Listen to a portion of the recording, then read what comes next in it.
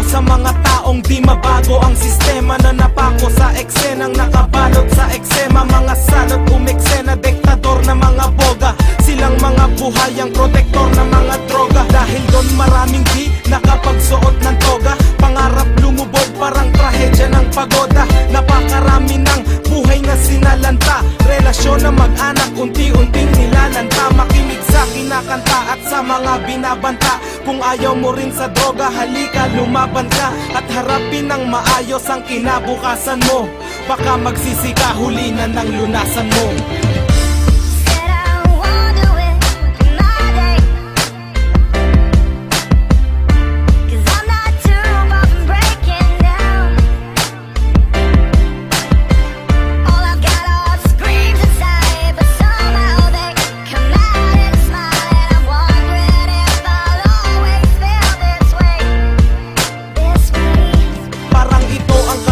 Ang di mahanap ang sagot, ano bang meron at wala sa mga bawal na gamot. Mga batang nasangkot, parang kawal na takot, nagpupubli sa madilim, tanging karamay ang lungkot. Ang aking pagmamasid, masinsin pa sa mahinarya, kung paano umandar ang ganitong klaseng makinarya. Hindi to literal at may ibang klaseng mekanismo. Kapag sinakop ka, daig pa ang imperialismo. Sa konting halaga pagdating ng kabiyayaan, ipapagpalit mo sa sandaling kaligayahan. Mairaos ang nais sa radikal na pagkauhaw, hanggang dumating ka sa pisikal na pagkagunaw. Maybe you've fallen down, and maybe you just took the long way home. But baby, you could never love you like me.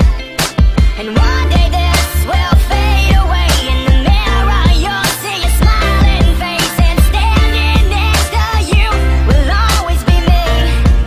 Yeah, me. Wala nang pinag-iba ang alagad ng kasamaan sa bumibili ng droga at halaga ng kasarapan. Nagdagdag ng kasalanan, nagdala ng kamalasan sa mga kabataan at sa mga kababayan. Ayoko sa tao na umaani ng damo, lalo na sa mga taong gumagamit ng bato. Alam ko wala akong karapatan sa gusto nyo, wala ring masama kung papakinggan nyo ang gusto ko.